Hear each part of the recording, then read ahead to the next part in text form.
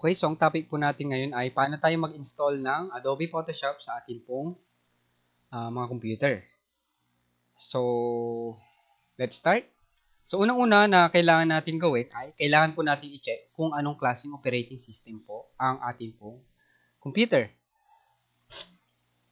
So, unang-una, punta ako sa Windows E. And then, punta ako sa this PC. And then, right-click, Properties. Okay? Check ko po dito kung anong system type. 64-bit ba or 86-bit. Kasi may pagkakaiba po yan. Kung 32-bit siya, ibig sabihin, or 86, ay kailangan 34-bit din po yung installer po natin. Kasi po yung installer ko po ay 64-bit. So, pang 64-bit lang po yung applicable sa kanya o compatible. Okay? Yan. Pagkatapos yung na-check yan, pangalawa ay patayin nyo po yung internet nyo. I-disconnect nyo po muna. Right-click. Sa akin ay wireless. Ayan.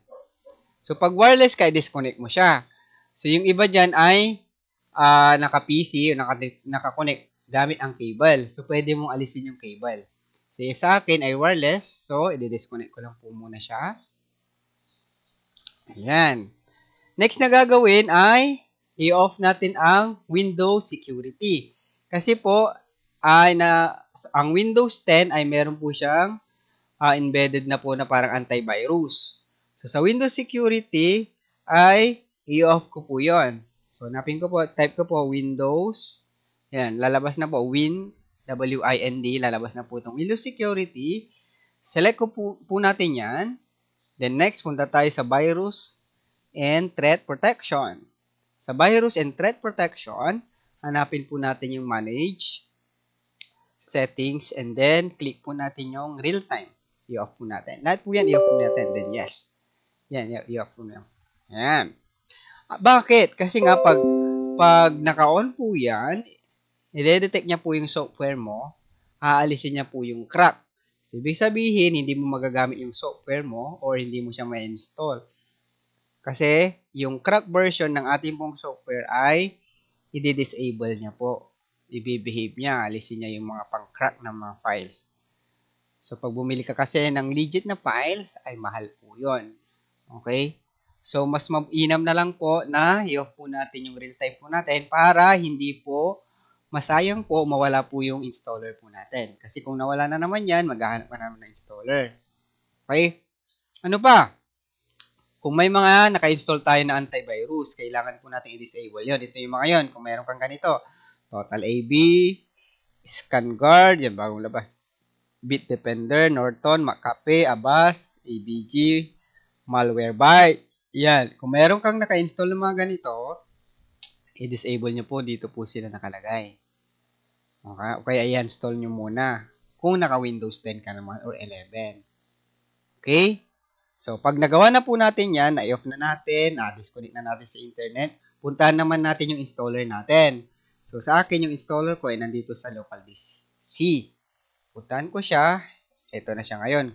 Check ko to. Okay? So, ito siya. Check ko. Oh. So, meron na ako. Ngayon, kung hindi pa naka-folder yan, hindi pa naka-folder na ganito dapat, hindi ganito kasi naka-zip to. Ibig sabihin naka-WinRAR. Okay? Kailangan naka-install din po itong WinRAR na to. O, para lumabas yung ganyan. So, right-click, i-install nyo yan. Then, run administrator. Yes. Yes lang yan. I-install mo lang. Sa akin kasi naka-install na. Install lang. Ayan. Ayan. Sa akin naka-install na kaya hindi na siya ma-install. Okay, install mo lang yon. Next, kung wala pa to, naka-folder type, ito siya. Ibig sabihin, naka-behave siya para hindi ma-detect ng antivirus. So, pwede mo siyang i-right-click and extract file. Ganun lang. And then, okay. Then, yes to all. Kasi yes to all kasi nga meron na akong file doon. I-replace niya lang. Okay? Antayin po natin na ma-extract. Ayan, nasa 4 minutes na po.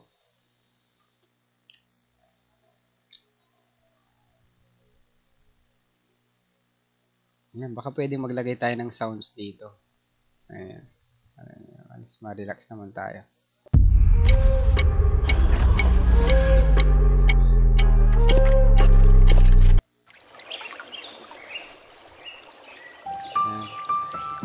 Ayan. Ayan, sabi pa itong malakas. Yan. Na-install lang po natin. Na-extract lang po natin. Tayo po natin matapos.